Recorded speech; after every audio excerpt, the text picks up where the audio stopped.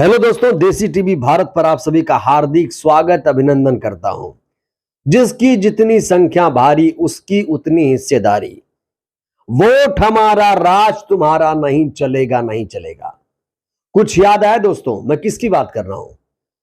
ये लाइनें हैं मान्यवर कांशी राम जी की। दलित, शोषित, पीड़ित, वंचितों के मसीहा मान्यवर जी ने कहा था कि वोट हमारा, राज तुम्हारा, नहीं चलेगा नहीं चलेगा। जी हां दोस्तों, आज बहुत खास दिन है। आज पूरे देश में मान्यवर जी को याद किया जा रहा है। आज है 9 अक्टूबर और 9 अक्टूबर उनकी पुण्यतिथि होती है। डेथ एनिवर्सरी है आज उनकी, और पूरे देश में उनको लेकर लोग उन्हें श्रद्धांजलि अर्पित कर रहे हैं। हम भी दोस्तों मान्यवर जी को कोटि कोटि नमन करते हैं। दोस्तों, तमाम नेता अपने अपने अंदाज में उन्हें श्रद्धांजलि अर्पित कर रहे हैं। बसपा सुप्रीमो ने भी खास अंदाज में उन्हें याद किया। कुछ तस्वीरें भी सामने आई हैं, वो तस्वीरें मैं आपके साथ साझा भी करूंगा। लेकिन दोस्तों, मान्यवर जी के पुण्यतिथि के मौके पर एक जंग सी छिड़ गई है कि उनकी विरासत का वारिस कौन है, असली वारिस कौन है, इसको लेकर जंग छिड़ गई है। बातें करेंगे विस्तार से, लेकिन इससे पहले मान्यवर जी के बारे में थोड़ी जानकारी मैं आपको देना चाहूंगा। दोस्तों, मान्यवर जी का जन्म हुआ 15 मार्च 1934 को रूपनगर के पंजाब में। मान्यवर जी ने दलित, शोषित, वंचित, पीड़ितों के लिए काफी संघर्ष किया। इन्होंने बामसेफ नाम की संस्था बनाई, DS4 बनाया, बहुजन समाज पार्टी बनाई और लगातार संघर्ष करते रहे। दोस्तों, मान्यवर जी ने एक किताब लिखी थी, उसका नाम था चमचा युग। 1982 में BSP बनाने से पहले उन्होंने एक किताब लिखी थी। इस किताब में उन्होंने जगजीवन राम, रामदास अठावले, रामविलास पासवान जैसे दलित नेताओं का वर्णन करते हुए चमचा शब्द का इस्तेमाल किया था। उन्होंने तर्क दिया था कि दलितों को अन्य दलों के साथ काम करके अपनी विचारधारा से समझौता करने के बजाय अपने स्वयं समाज के विकास को बढ़ावा देने के लिए राजनीतिक रूप से काम कर रहे हैं। और दोस्तों, ये जो चमचा युग बुक है आज भी कहीं ना कहीं प्रासंगिक है। कहा जाता है कि बाबा साहब ने जो संविधान में लिखा उसे अगर किसी ने असली मायने में धरातल पर, जमीन पर उतारने का काम किया तो वो मान्यवर जी थे। लेकिन दोस्तों, मात्र 72 साल की उम्र में मान्यवर जी ने दुनिया को अलविदा कह दिया। जी हां दोस्तों, 9 अक्टूबर 2006 को दिल्ली में उनका निधन हो गया और इसीलिए 9 अक्टूबर को हर साल उन्हें याद किया जाता है। तमाम नेता उन्हें याद कर रहे हैं। BSP सुप्रीमो चंद्रशेखर आजाद, रावण, आकाश आनंद, अखिलेश यादव जैसे तमाम नेता उन्हें श्रद्धांजलि अर्पित कर रहे हैं। सबसे पहले दोस्तों, मैं आपको कुछ तस्वीरें दिखाना चाहूंगा। ये आप तस्वीरें देख सकते हैं। BSP सुप्रीमो ने खास अंदाज में उन्हें नमन किया है। तो दोस्तों, ये खास कार्यक्रम किया गया है 9 mall Avenue BSP central camp office, Lucknow की ये तस्वीर आपके सामने है, आप देख पा रहे हैं, जहां पर BSP सुप्रीमो मान्यवर जी को पुष्पांजलि अर्पित कर रही हैं। इसके अलावा आप तमाम मूर्तियां भी देख रहे हैं। हाथी की मूर्ति यहां पर लगी है, बाबा साहेब की मूर्ति है, मान्यवर जी की मूर्ति है, बगल में बहन जी की मूर्ति है। तो कई सारे नेता कार्यकर्ता भी इस समय पहुंचे थे मिलने के लिए उनसे। दोस्तों, ये तस्वीर आप देखिए, ये तस्वीर बहुत खास है। BSP सुप्रीमो के चेहरे पर यहां मुस्कान नजर आ रही है और यहां पर वो मुस्कुराकर लोगों का अभिवादन स्वीकार कर रही हैं। आप देख सकते हैं सतीश चंद्र मिश्रा भी नजर आ रहे हैं पीछे। तो ये बहुत ही खास तस्वीरें मैं आपके साथ साझा कर रहा हूं दोस्तों। बहुत ही खास दिन, बहुत ही खास कार्यक्रम आयोजित किया गया। BSP सेंट्रल कैंप ऑफिस की ये तस्वीरें आपने देखी। दोस्तों, आप बताते हैं कि किस तरीके से मान्यवर जी को इन नेताओं ने याद किया है। सबसे पहले बात करते हैं आकाश आनंद की। तो दोस्तों, आकाश आनंद ने किस तरीके से मान्यवर जी को याद किया है, उन्होंने लिखा है, उपेक्षितों, वंचितों और शोषितों के कल्याण के लिए आजीवन संघर्षरत रहे हमारे परम पूज्य माननीय कांशीराम जी के हम सदैव ऋणी रहेंगे। जिस भीम मिशन के लिए मान्यवर साहब ने अपना पूरा जीवन समर्पित कर दिया, उस भीम मिशन को पूरा करने के लिए BSP का एक एक कार्यकर्ता अपना जी जान लगा देगा। यहां पर आकाश आनंद ने उनके अधूरे मिशन को पूरा करने के लिए संकल्प लिया है।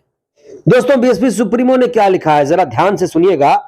बामसेफ, DS4 और BSP के संघर्ष से जुड़े देश भर में उनके अपार अनुयायियों को परम पूज्य बाबा साहेब भीमराव अंबेडकर के आत्मसम्मान और स्वाभिमान मूवमेंट को जीवित रखने वाले मान्यवर श्री कांशीराम जी की आज पुण्यतिथि पर उनको शत शत नमन, अपार श्रद्धा सुमन अर्पित करती हूं। बहन जी ने आगे लिखा, सत्ता की मास्टर चाबी प्राप्त कर बहुजन समाज को गुलामी लाचारी के जीवन से निकालकर उन्हें अपने पैर पर खड़ा करने हेतु अपना पूरा जीवन सब कुछ बीएसपी मूवमेंट को न्यौछावर करने के उनके संघर्ष से यूपी में बीएसपी की 4 बार सरकार बनी।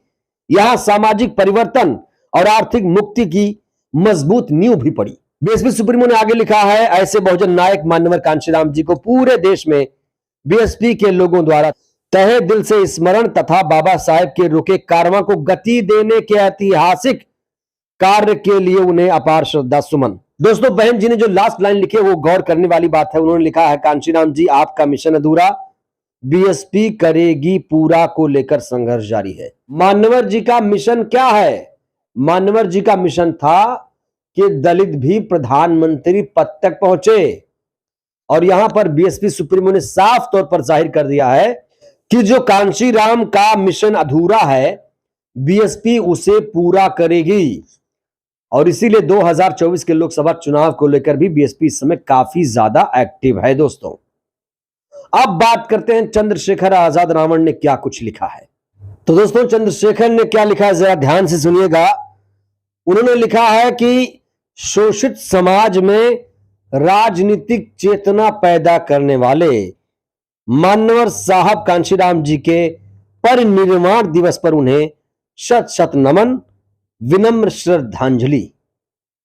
लेकिन बात यही नहीं रुकती है, आगे चंद्रशेखर ने एक बहुत बड़ा संकल्प लिया है। क्या लिया है?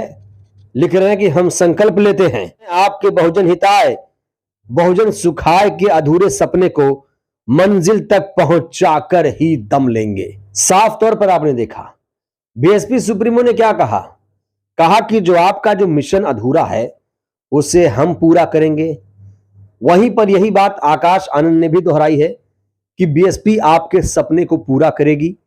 बीएसपी का हर एक कार्यकर्ता नेता आपके सपने को पूरा करेगा।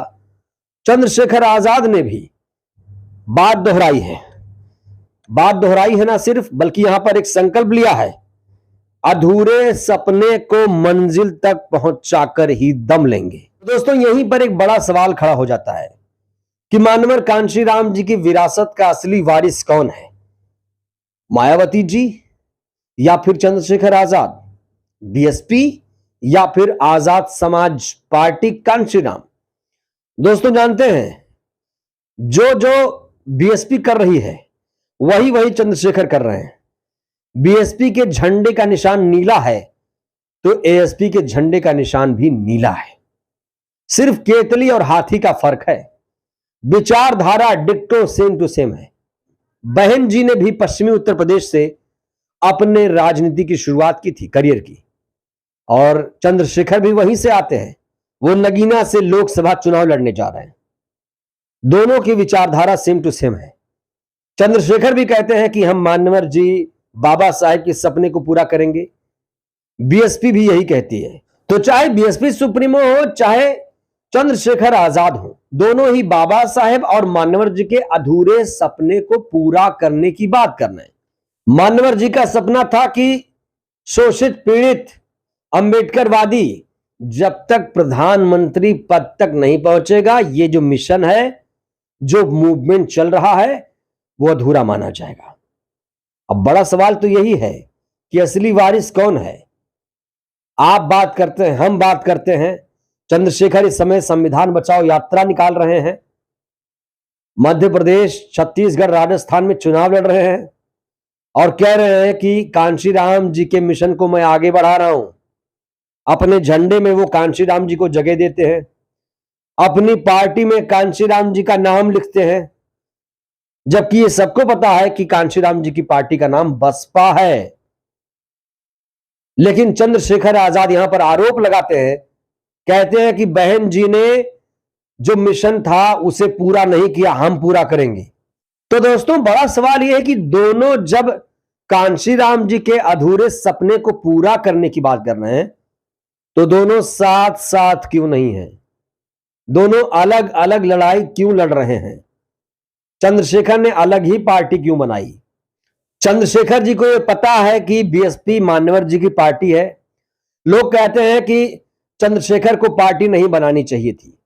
चंद्रशेखर कहते हैं कि बहन जी हमसे बात नहीं कर रही हैं, हमसे मुलाकात नहीं कर रही हैं, और इसीलिए उन्होंने एक पार्टी बना ली। ये भी कहते हैं कि पार्टी इसलिए बनाई क्योंकि बसपा उन्हें जगह नहीं दे रही है, बसपा सुप्रीमो उनसे नाराज है। हालांकि बसपा सुप्रीमो को वो अपनी मां भी कहते हैं, अपनी गुरु बताते हैं। और एक बात हकीकत भी है दोस्तों, बांटा हुआ समाज कभी शासक नहीं बन सकता, कभी वो शासन नहीं कर सकता। एकता में ही बल है। अगर आपको वाकई मान्यवर जी के, बाबा साहेब के सपने को पूरा करना है तो एक होकर मुकाबला करना पड़ेगा। अलग अलग लड़ेंगे तो हार जाएंगे। 2024 के चुनाव में दूध का दूध पानी का पानी हो जाएगा। अलग अलग लड़ने से बहुत ज्यादा नुकसान होता है। जब आप अलग अलग लड़ते हैं तो विरोधी उसका फायदा उठाते हैं, आप नुकसान में रहते हैं। लेकिन दोस्तों, अगर कोई वाकई कांशी राम जी के विरासत को आगे बढ़ाना चाहता है, उनके अधूरे संकल्प को पूरा करना चाहता है, तो उसे एक साथ आना पड़ेगा, जिद हट छोड़नी पड़ेगी। नहीं तो इसका नुकसान होगा, समाज को बहुत ज्यादा नुकसान होगा। जो समाज आज भी बहुत पिछड़ा है, जिसे आज भी आर्थिक, राजनीतिक, सामाजिक रूप से कोई न्याय नहीं मिल पाया है। तो दोस्तों, आज मान्यवर जी को हर कोई याद कर रहा है और इधर चंद्रशेखर और मायावती जी आमने सामने आ गए हैं। दोनों ही कहते हैं कि आपके अधूरे मिशन को पूरा करेंगे, लेकिन बड़ा सवाल है कैसे करेंगे। एक साथ नहीं आएंगे तो कैसे करेंगे, यह बड़ा सवाल है। तो दोस्तों, इस वीडियो में फिलहाल के लिए बस इतना ही है। मेरा आपसे एक सवाल है, क्या लगता है, क्या चंद्रशेखर आजाद बीएसपी सुप्रीमो साथ साथ आएंगे? क्या इनको आना चाहिए? कितना संभावना है, कितनी संभावना है दोनों साथ साथ आ सकते हैं? अपनी राय आप जरूर दीजिएगा। वीडियो को लाइक करिए, चैनल को सब्सक्राइब करिए, सहयोग करिए, वीडियो को जन जन तक पहुंचाइए, जिससे बहुजन समाज जागरूक हो। जय भारत, जय संविधान।